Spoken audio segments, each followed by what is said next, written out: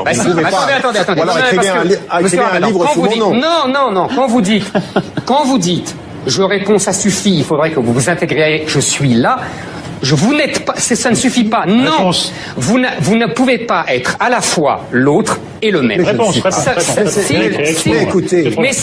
Mais non, c'est pas trop. Je suis désolé, c'est un problème fondamental. Je rappelle que les invités sont là. Bah oui, mais en l'occurrence, il n'y a jamais dans mon discours une question de l'autre qui est le même. Mais non, mais laissez-moi terminer. Bah non, mais parce que c'est faux.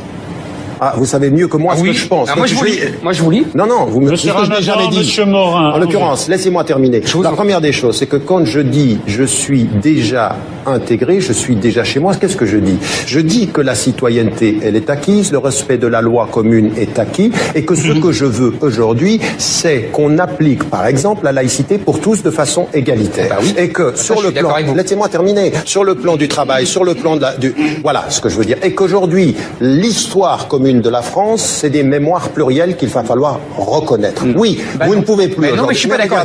Excusez-moi, je suis pas d'accord. Non, mais parce que vous faites en fait un blocage sur la mémoire de Français qui sont Français autant que vous, qui sont juste immigrés de moins longue date parce que vous êtes aussi immigrés et qui ont intégré à la mémoire française, la mémoire de l'Algérie, du Maroc et autres. Et ça fait partie de la France. Ça c'est un. Donc il n'y a pas d'autre. Ça c'est la France. C'est vous qui décrivez l'autre parce que vous avez réduit la France. Deuxième élément. J'ai pas terminé. Deuxième élément qui me paraît aussi déterminant ici, c'est que quand je dis arrêtez de me dire systématiquement intégrez-vous, regardez ce qui est en train de se passer. Je vous dis pas intégrez-vous, je vous dis assimiler. Non, mais assimiler c'est quoi? Assimiler c'est que je fasse quoi? Je vais vous donner un exemple. Que je ne pratique plus ma religion? Pas du tout. Ou que je change mon prénom? Pas du tout. Vous aimeriez que je m'appelle Eric avec la tête que j'ai? Par exemple. Mais moi aussi j'ai une tête. Mais ça c'est un argument bidon, monsieur Ramadan. Non. Moi aussi j'ai la même tête que vous. Non, concrètement. Monsieur Ramadan, je vais vous donner un exemple concrètement. Sur le marché de l'emploi, des jeunes. Et ben justement. Non, laissez-moi terminer. Ils s'appelaient François au lieu de Mohamed. Non. Je vais vous dire une chose. Ça vous plaise? Concrètement, ils envoient leur CV. Ils arrivent, ils n'ont pas d'accent. Même où ils sont au téléphone. Quand on voit même pas leur prénom, leur faciès, ça marche pas. Et vous le savez très bien. Je veux la réponse d'Edgar Morin. Monsieur Ramadan, je ne suis pas d'accord avec ça. J'ai le même faciès que vous, on les sémites tous les deux. Je suis désolé. À vous dire que je reprends la formule de Jaurès disant un peu d'internationalisme éloigne du patriotisme et beaucoup d'internationalisme rapproche du patriotisme. Et Jaurès disait la nation est seule bien des pauvres. Citoyen du monde ne m'empêche pas d'être profondément citoyen français. Ça ne m'empêche pas d'avoir mes ascendances qui sont juives, qui sont espagnoles, qui sont italiennes, mais je suis fondamentalement français, mais j'ai plusieurs facettes dans mon identité. Alors, c'est vrai que la solidarité nationale, mais ça j'ai jamais nié parce que vous avez caricaturé mon propos. Heureusement que j'ai mes œuvres pour moi. Alors maintenant, je veux dire que c'est vrai qu'il y a une solidarité, mais nous sommes entrés dans une époque de solidarité de tout le genre humain. Nous vivons les mêmes périls, les mêmes problèmes, et c'est ce côté qu'il faut rendre compte. Alors voilà un petit peu. Il faut être européen, il faut être citoyen du monde, et moi je pense que c'est ça. Mais je pense que même l'Europe est une province de la planète, que la France est une province de l'Europe, mais je ne nie pas du tout ni l'État national, ni la réalité, ni la culture française. Mais ce que je veux dire, c'est que dès que la France s'est constituée comme nation, elle était multiculturelle. Non. Parce qu'il y avait les Flamands, il y avait les Alsaciens, il y avait des gens des peuples qui ne parlaient pas la même langue, mais qui étaient très différents. Attendez, ils ont été francisés en cours de l'histoire. Ils ont été francisés sur 1000 ans. Bah oui. Elle est une et multiculturelle. Non, elle est dans la constitution du Maroc, par exemple, le Maroc est multiculturel parce qu'il y a les berbères, il y a les Français, ça c'est multi-ethnique, vous confondez multiculturel et multi-ethnique. Brésil. Mais ça n'a rien à voir. Écoutez, il faut comprendre que l'unité va de pair avec la diversité. Eric, on avance. C'est l'unité dans la diversité et la diversité dans l'unité. Messieurs, contrairement à ce que dit Zemmour, vous avez des points de désaccord. Moi, j'en ai relevé au moins, et pas des moindres. Non, mais sur la laïcité, vous ne dites pas exactement la même chose sur la laïcité. Vous tenez, Tariq Ramadan, à distinguer entre laïcité et laïcisme, et Edgar Morin n'est pas tout à fait sur la même ligne. Alors d'abord, votre définition de la laïcité. Non, oui et non, parce qu'au départ, il a exposé la laïcité, et moi, ce que j'ai mis en évidence, c'est que ce que j'aimerais, ce qu'est la laïcité du point de vue historique et du point de vue légal, c'est l'application égalitaire sans qu'une religion s'impose à l'État, et la gestion égalitaire de tous les cultes. Et ça, je le veux. Je demande à la France de l'appliquer. Ce qui me gêne aujourd'hui, c'est que, eu égard pas simplement à cause de l'islam, à cause de la relation de l'État avec le catholicisme, à cause, en l'occurrence, de toute la relation qu'il y a même avec le colonialisme, c'est-à-dire cette confusion qu'il y a aujourd'hui entre l'origine arabe ou africaine et l'islam. Et ça, il faut complètement l'opposer. Edgar Morin le dit très très bien, je suis d'accord avec lui sur ce point-là, c'est d'abord des personnes, des individus, donc il ne faut pas les réduire à leur religion. Et on en est arrivé aujourd'hui, sur la question de la laïcité, chez certains intellectuels, à confondre le cadre qui devait permettre le pluriel à un cadre stigmatisant qui stigmatise la religion musulmane et qui, pas seulement la religion musulmane, qui voudrait que la laïcité soit finalement une laïcité de combat qui ne veuille plus le religieux, comme si le religieux devait disparaître. Je suis pour la visibilité de tous et non pas la disparition de tous, mais dans un cadre pluriel. Et ce que je veux à l'école, et on en a parlé de cela aussi dans le livre, c'est l'enseignement du fait religieux. Il est important, pourquoi? Parce que quand vous vivez en France aujourd'hui, vous rencontrez des hindous, des bouddhistes, des juifs, des chrétiens, des musulmans, des athées, des agnostiques, et vous leur dites vous êtes libres. On est libre que quand on a la connaissance de la diversité, et faire que cette pluralité se soit dans l'ignorance, ça crée exactement ce que crée Zemmour par son discours, des conflits. Vous avez plus un problème en fait avec votre idée de la France qu'avec... Il va vous répondre, mais d'abord Edgar Morin. Écoutez, sur cette question de la laïcité. La laïcité, pour moi, elle est fille de la pensée critique et interrogative de la Renaissance, fille des Lumières. Et si vous voulez, la laïcité n'a pu s'imposer qu'en refoulant le pouvoir hégémonique, le pouvoir inquisitorial, le pouvoir prohibitif de la religion. En ce qui concerne la France, c'était le catholicisme. La laïcité, c'est d'abord une conquête de la liberté. Ça, c'est un point principal. Maintenant, je dis que dans la laïcité française, elle a besoin de se ressourcer à sa source interrogative et critique. Pourquoi? Parce que les instituteurs du début du XXe siècle croyaient que la raison, la démocratie, le progrès allaient ensemble par une loi inéluctable de l'histoire. Ils se rendaient pas compte qu'il y avait des maladies de la raison, que la démocratie était fragile, etc., que le progrès n'était pas une loi de l'histoire. Donc il faut régénérer la laïcité. Et en ce qui concerne l'enseignement, comme depuis la préhistoire, il y a des religions, et dans toutes les sociétés, même les plus techniques, il y a des religions, le fait religieux est un fait anthropologique qui nous intéresse sur la société et l'humanité. Alors, voilà ma laïcité. Très bien. Monsieur Morin, quand vous faites l'historique de la laïcité, la Renaissance, les Lumières, je suis tout à fait d'accord avec vous, et vous oubliez simplement que, en fait, elle naît dans le christianisme, dans la phrase de Jésus, il faut rendre à César ce qui appartient à César et à Dieu ce qui appartient à Dieu, dans l'histoire du Moyen-Âge européen, qui est le conflit entre le pape et le roi, avec ces deux pouvoirs, dans même la naissance du christianisme, qui fait que dans 3 ou 4 siècles, elle ne s'est pas identifiée au pouvoir puisqu'elle était dissidente par rapport à l'Empire romain. Toutes ces choses-là que n'ont absolument pas connu l'islam, qui a toujours confondu le pouvoir temporel avec le pouvoir religieux, qui n'a jamais connu cette séparation des deux pouvoirs, jamais, et qui en plus a fait une société complètement régie par le Coran, une société religieuse, et qui, je dirais, quand vous dites tout à l'heure, vous dites je veux la visibilité de tous, ça prouve que vous n'avez rien compris à la laïcité. La laïcité, c'est justement... la disparition de tous. Exactement. Dans le privé. Ça veut dire que... Oui, ça veut dire que vous voulez plus d'église, de synagogue, non, pas du tout. Pas du tout, monsieur Ramadan. C'est ça, ce que je dis... Non, pas du tout. Ça veut dire que... Ça veut dire... Vous êtes dans la ligne de l'UDC suisse qui dit enlever ce minaret que je ne vois pas. Absolument, absolument. Ah ouais, vous êtes prêt à même le dire que vous étiez très proche de l'extrême droite. Je suis contre les minarets, absolument, et je vais vous dire pourquoi. Vous êtes très proche de l'extrême droite. Mais c'est pas grave, peu importe des étiquettes, monsieur Ramadan, moi je vous traite pas de diable et d'islamistes militants, et je dis pas que vous mettez des bombes partout. Alors, je m'en moque de vos étiquettes, mais je vais vous dire, au 19e siècle, quand les juifs et les protestants ont fait des temples et des synagogues, on les a obligés à mettre leurs églises, leurs temples, leurs synagogues dans les immeubles pour que justement il n'y ait pas de visibilité à l'extérieur. Je ne vois pas pourquoi les mosquées n'auraient pas le même régime. Donc je suis contre les minarets. Attendez, je finis. Et simplement, quand vous nous dites qu'il y a un problème, parce que vous dites que j'ai un problème avec la France et avec l'islam, mais vous avez un problème avec la réalité. Quand vous nous dites, nous n'avons en islam aucun problème avec les principes démocratiques, comme on disait au XVIIe siècle, vous nous la baillez belle. Parce que, dans l'idéal, vous nous inventez un islam qui n'existe pas, qui n'a aucune réalité.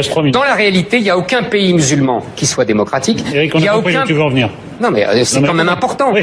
Dans la réalité, c'est... Attendez, mais vous pouvez pas simplifier les choses comme ça. Je simplifie pas. Il n'y a pas de pays... Il y a l'idéal, ramadanès, et il y a la réalité de l'islam. D'abord, premier élément, ce que vous dites de l'islam sur le fait de la séparation des autorités, vous devriez peut-être lire un peu Alain de Libera et lire un tout petit peu toute la réflexion qu'il y a... Moi, j'ai lu Bernard Lewis, Bernard Lewis, il dit quel est le problème avec l'islam? Il a un problème avec l'islam, vous êtes deux. Donc maintenant, laissez-moi terminer. Laissez-moi terminer sur cet élément-là. Sur l'histoire de la séparation des autorités, c'est aussi vieux que l'islam, et je le dis dans les livres, vous devriez lire d'autres livres. Deuxième élément, c'est sur les questions de... Vous me dites, il n'y a pas de pays majoritairement musulmans qui soient démocratiques, pas il y a de pays arabes. Qu'est-ce que vous dites de... La Turquie. Non, mais la Turquie, elle l'est un peu plus. Oui, le Sénégal, c'est pas majoritairement musulman. L'Indonésie, c'est pas majoritairement musulman. Le Malaisie, la Turquie. Mais vous avez une histoire. Vous lisez les livres comme vous regardez Le Monde, c'est-à-dire de façon réductrice pour confirmer ce que vous vouliez montrer avant. Alors évidemment, quand on regarde Le Monde avec les arguments qu'on avait avant de le regarder, on ne regarde que ce que l'on voulait chercher. Deuxième élément, si je peux me permettre, c'est sur la question de ces principes de la démocratie. Ce que je dis aujourd'hui, c'est que nous devons regarder aussi l'histoire. Je défends, pour ce qui me concerne, un État civil démocratique partout. Mais ce que je veux aussi, c'est que nous, dans le monde arabe, nous soyons autocritiques sur les perversions des dictatures. Aujourd'hui, on n'a pas de démocratie participative. Dans le monde arabe, on a des dictatures participatives. Exemple, l'Algérie aujourd'hui. Mais le problème que j'ai aussi, c'est que ce que j'aimerais, c'est que de là où vous êtes, patriote français, vous ayez le discours critique par rapport au gouvernement français qui a soutenu des dictatures en Tunisie, soutenu des dictatures. Mais parce que c'est ça aussi qui est important. Mais ça, c'est de la géostratégie, j'en ai rien à faire. C'est de la réelle politique. Le général de Gaulle, il soutenait des dictatures, j'en ai rien à taper. Je ne me soucie pas des régimes à l'étranger, moi. Je me soucie de mon régime en France. Vous venez de me dire qu'il n'y a pas de pays majoritairement musulmans démocratiques. C'est parce qu'on discute de l'islam. Contradiction. Non, pas du tout. Interdiction de déborder. Une question pour chacun d'entre nous. Est-ce que les Français de confession musulmane sont démocrates? Il faut leur demander. Je vous le demande à vous. Ils ont un problème avec la démocratie? Moi, je pense que le Coran a un problème avec la démocratie et l'islam. Non, les citoyens, si citoyens français, ils peuvent voter.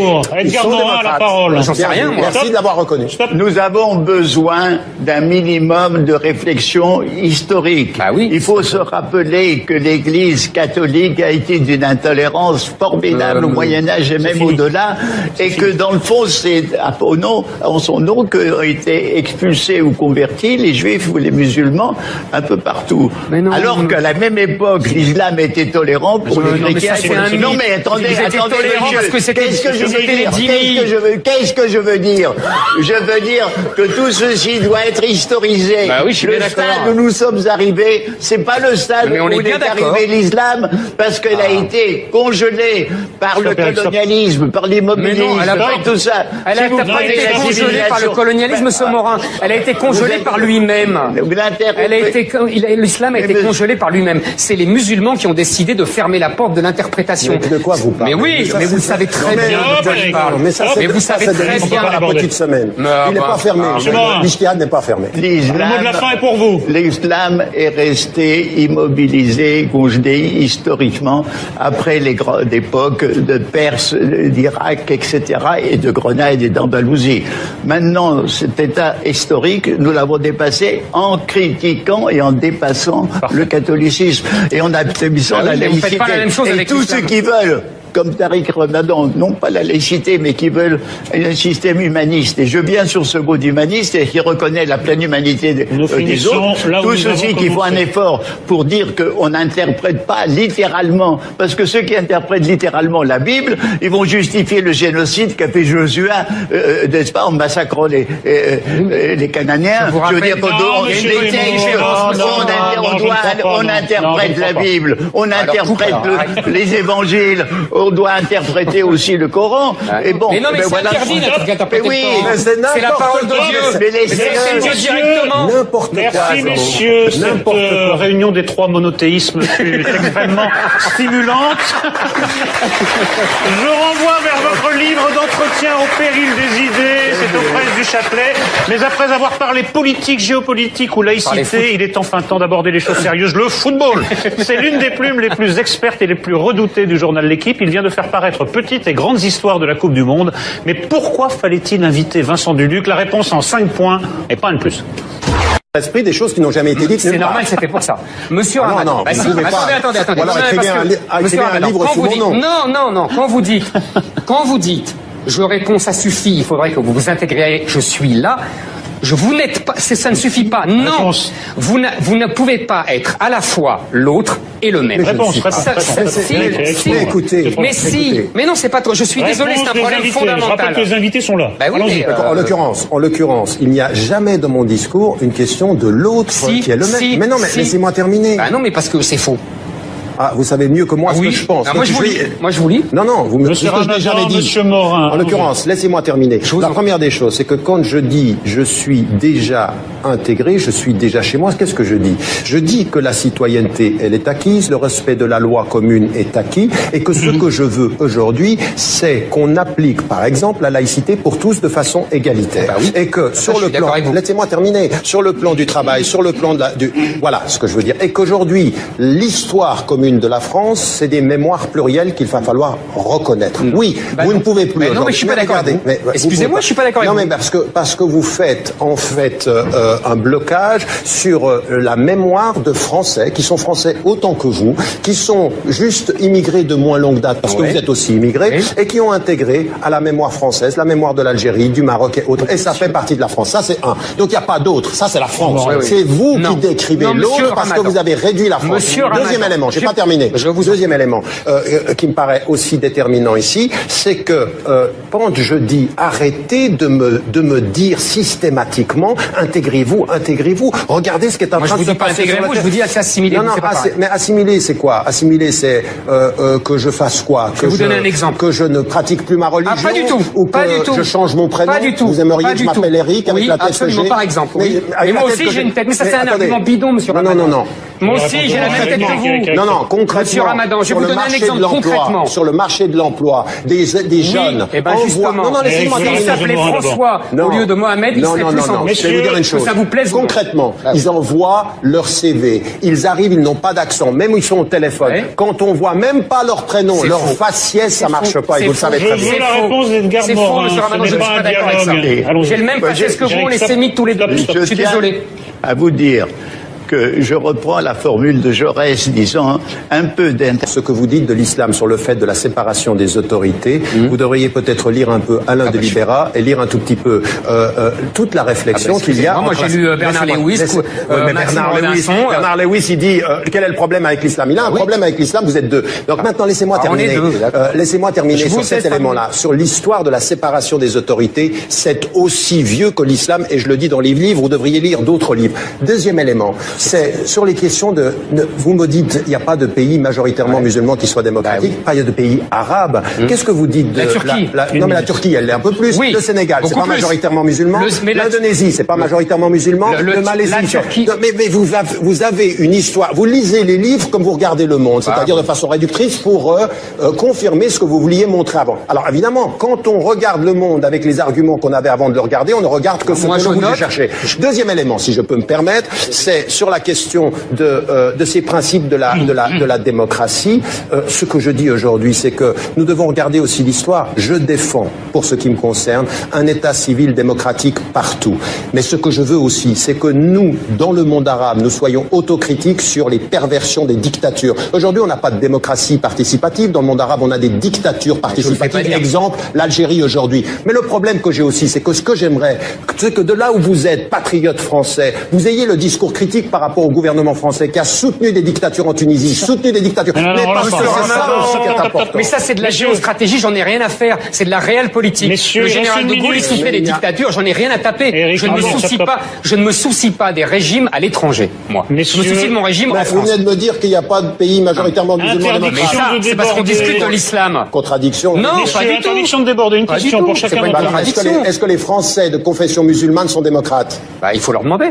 Je vous le demande à vous. Moi, Ils ont un sais rien. problème avec la démocratie. Moi, je pense que le Coran a un problème avec la démocratie et l'islam. Pour Monsieur Morin. Répondez à la question. Non, les citoyens, si Messieurs citoyens français, Ramadan ils et peuvent voter. Zemmour. Ils Edgar sont Morin a la démocrates. parole. J'en sais rien, moi. Merci de l'avoir reconnu. Nous avons besoin d'un minimum de réflexion historique. Ah oui. Il faut se rappeler que l'Église catholique a été d'une intolérance formidable au Moyen-Âge et même au-delà, et que dans le fond, c'est en son nom qu'ont été expulsés ou convertis les Juifs ou les musulmans un peu partout. Mais non, Alors qu'à la même époque, l'islam était tolérant pour les non, mais chrétiens. ça, c'est un Non mythe. mais attendez, Ils étaient tolérants. La relation de l'État avec le catholicisme, à cause en l'occurrence de toute la relation qu'il y a même avec le colonialisme, c'est-à-dire cette confusion qu'il y a aujourd'hui entre l'origine arabe ou africaine et l'islam. Et ça, il faut complètement l'opposer.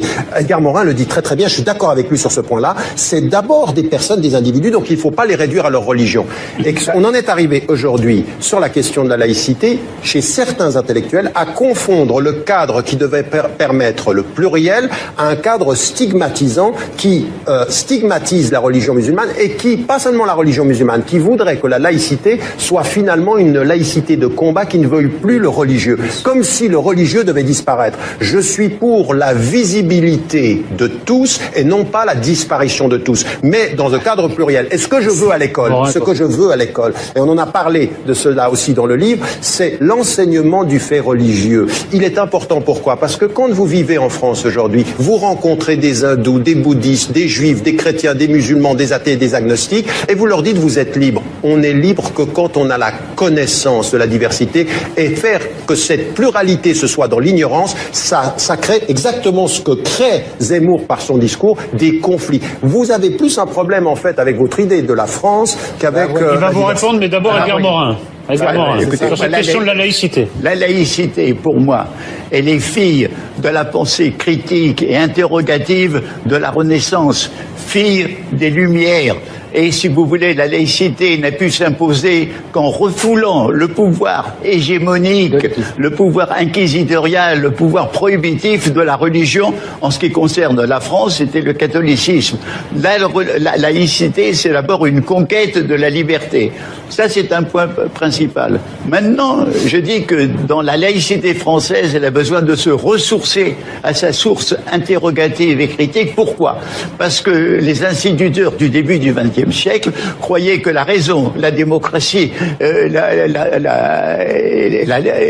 le progrès allaient ensemble par une loi inéluctable de l'histoire. Ils se rendaient pas compte qu'il y avait des maladies de la raison, que la démocratie était fragile, etc., que le progrès n'était pas une loi de l'histoire. Donc il faut régénérer la laïcité. Et en ce qui concerne l'enseignement, comme depuis la préhistoire, il y a des religions, et dans toutes les sociétés, même les plus techniques, il y a des religions, le fait religieux est un fait anthropologique. L'internationalisme éloigne du patriotisme, et beaucoup d'internationalisme rapproche du patriotisme. Et Jaurès disait pour la moi, nation me est seule bien des sentir pauvres. citoyen du monde ne m'empêche pas d'être profondément citoyen français. Ça ne m'empêche pas d'avoir mes ascendances qui sont juives, qui sont espagnoles, qui sont italiennes, mais je suis fondamentalement français, mais j'ai plusieurs facettes dans mon identité. Alors, c'est vrai que la solidarité nationale, mais ça, j'ai jamais nié, parce que vous avez caricaturé mon propos. moi, Heureusement que j'ai mes œuvres pour moi. Alors, maintenant, je veux dire que c'est vrai qu'il y a une solidarité, mais nous sommes entrés dans une époque de solidarité de tout le genre humain. Nous vivons les mêmes périls, les mêmes problèmes, et c'est ce côté qu'il faut rendre compte. Alors, voilà un petit il faut être européen, il faut être citoyen du monde. Et moi, je pense que c'est ça.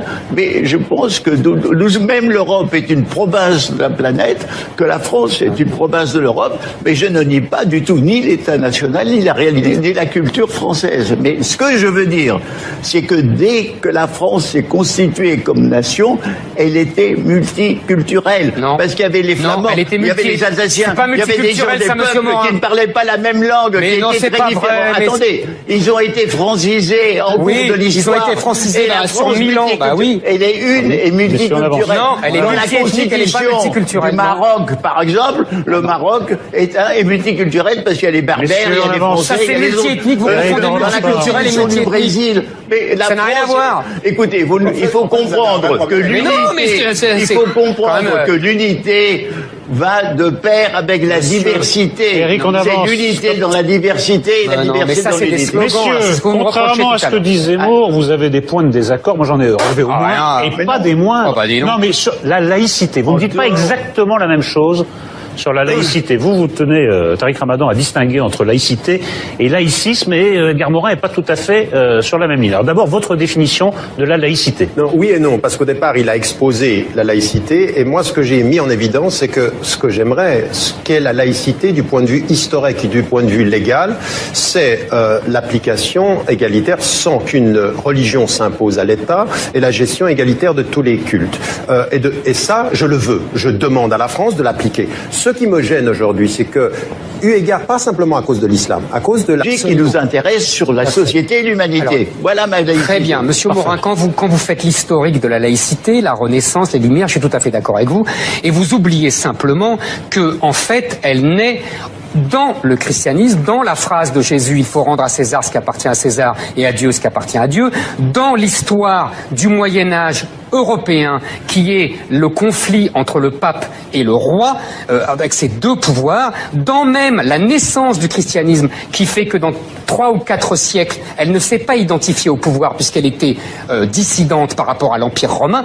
Toutes ces choses-là que n'ont absolument pas connu l'islam, qui a toujours confondu le pouvoir temporel avec le pouvoir religieux, qui n'a jamais connu cette séparation des deux pouvoirs, jamais, et qui en plus a fait une société complètement régie par le Coran, une société religieuse, et qui, je dirais, quand vous dites tout à l'heure, vous dites « je veux la visibilité de tous », ça prouve que vous n'avez rien compris à la laïcité. La laïcité, c'est justement... la disparition de tous. Exactement. Dans le privé. Ça veut dire que... Oui, ça veut donc dire que vous voulez plus d'églises, de synagogues, non, pas du tout. Pas du tout, monsieur Ramadan. C'est ça, ce que je dis... Non, pas du tout. Ça veut dire que...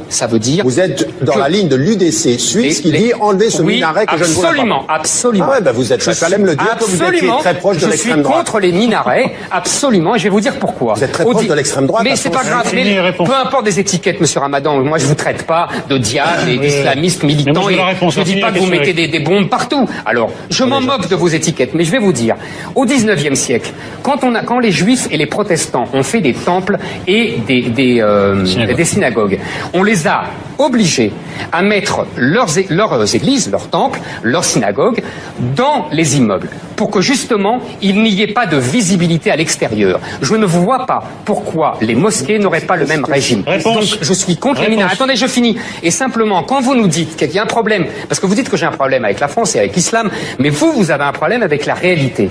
Quand vous nous dites, nous n'avons en islam aucun problème avec les principes démocratiques, comme on disait au XVIIe siècle, vous nous la baillez belle.